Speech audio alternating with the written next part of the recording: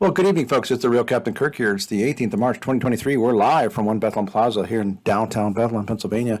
Hang on to the end here. We have a cool new promo marketing video here for our ag farmcast type solution, again, for farmers. Again, there's a lot of pain here for farmers. We'll talk about that here in a second. Thought we'd start here with our power of 1 degree technology, how every 1 degree warmer year on year has an influence on seasonal sales that you buy. So every degree warmer, things like lawn tractors, fertilizers, hose, sprinklers, bug sprays, lawn and garden categories this time of year would do up 5%. If it's 10 degrees hotter year on year, it's up 50%. Unfortunately, we are talking about the polar opposite. We're talking about 15 degrees colder than last year. Last year was this weekend. The St. Patty's weekend was the hottest in 10 years. You see map left here, hot pretty much nationwide other than the west. This year, pretty much coast-to-coast cold, the coldest in over 40 years with near record cold. So again, 15 degrees colder times 5%, about a 75% drop in some of these lawn and garden categories. There are severe frost and freezes, unfortunately, in the deep south here. So everything came out about, because of the warm January, February, about a month plus early. Some of these dark green shaded areas are record early vegetation growth, really from Oklahoma all the way into even New Jersey. Unfortunately, we're talking about severe freezes. We warned about this many months ago, but unfortunately it's happening. Looking at the severe frost and freezes with freezing temperatures all the way almost to the Gulf Coast of Mexico. Just devastating for fruit trees and strawberries and your backyard plants, unfortunately. So again, Sunday morning here tomorrow morning, again, widespreads 20s and 30s. Again, severe freeze, not just frost. Monday morning chart right here, again, getting 30 degrees all the way to the Gulf Coast there in Louisiana, and freezing temperatures into the panhandle of Florida. Crazy. So again, certainly do some damage to just about anything that's out, flowers, fruit trees, you name it.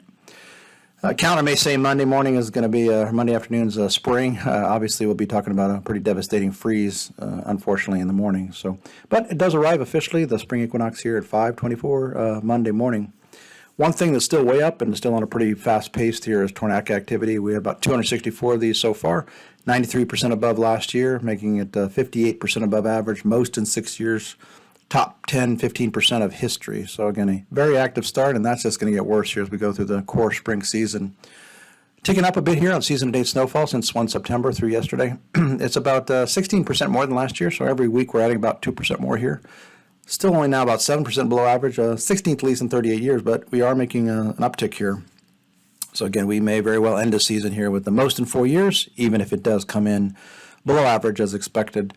U.S. weekly snowfall trends here. So the mid-December week period there was still the number one snowiest week. Second most was late January. Third most was late February. Fourth was Christmas week, and fifth and sixth have been here in March. In fact, we're having 6 straight weeks of snowier to much snowier conditions than this time last year. So it's a snowy end to the winter, start of the spring season here. We're going to add a little bit to that to here this next 6 days. This is 188% more snow than last year for the next through the 23rd. Still 10% below average here this week, but most in 3 years, 19th most in 38 years. 35% of us are going to have some snow to deal with here again over the next 6 or so days. Last week's summer here in the U.S. is bad, no matter how you, for retail sales at least. For retail seasonal spring sales, not good. We want warm, dry weather this time of year. We had the opposite. It was 8.5 degrees colder than last year, coldest in 10 years, fifth coldest in 38 years, so much below average national temperatures. 19% wetter, ninth wettest in 38 years, way above average. 471% more snow with that big New England blizzard that dropped feet in some spots in New England. Only a dusting here at Weather Trends 360's headquarters. But again, most in 6 years, seventh most in 38 years. So again, a very cold. If there's cold and snow, it's here in the Canada and America. In the UK, it warmed up a bit. Coldest in 3 years, but again, still a bit warmer than average. Europe, a little bit warmest in 3 years. Australia, their end of this is actually their last week of summer here. Warmest in 4 years, third warmest in 38 years. Map since it left there are the trends versus average. Look at this week again, week ending 25 March or Saturday. Here in the U.S., again, cold trends continue. 4.4 colder than last year, coldest in 9 years, 10th coldest in 38 years, so below average national temperatures.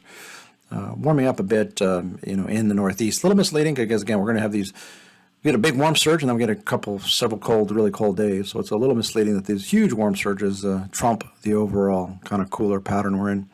Precip, 12% drier than last year, driest in 4. 18th wettest, so about average for precip. Snowiest in 7 years, maybe a hair below average, but Midwest, parts of the upper Midwest plains, Rockies, West Coast, far northern Maine, where it's been way above average snow here in Maine. One of the few spots that had above average snow in the northeast. Looking at next week here, you might going to be starting thinking pollen analogy has certainly got off to a fast start earlier, and it's been suppressed here a bit lately with the colder, wetter pattern. But if you're anywhere from pretty much Texas into the Virginia area, again, probably going to get back to a warmer, drier pattern there. And again, if you're warm and dry, that's good for allergy, asthma suffering, unfortunately. So again, 'tis the season. U.S. still getting 5 degrees cold last year, coldest in 9 years, 8th coldest in 38 years, despite the warmer trends there in the central, south central, and the east, southeast coast.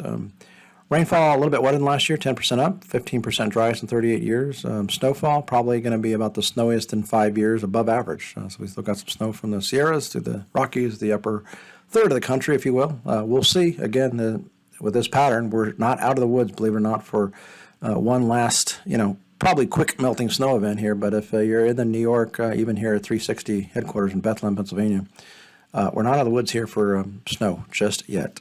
So we'll see about that. We'll end here with a promotional video here. Actually, first off, just a World 2-Week Outlook here through the 1st of April. Hard to believe through the 1st of April here, but again, colder trends are going to anchor out for sure in the west, parts of much of Canada. Europe warms up. On the map inset left, there's the trends versus average. So we'll end here tonight with the new promo video we just put out here for our farmers. Again, they're getting hammered in the south, unfortunately, and so we got our FarmCast solution that gives them today, next week, this week, a year ahead, and some strategies that we recommend based on the total change in the cycle, going from drought cycle to the wet, coldest, wettest in 4 years for spring and summer. So there's a lot of challenges and ahead for our farm folks. So with that, folks, we do hope you have a great weekend, and we will be back here again this time next week.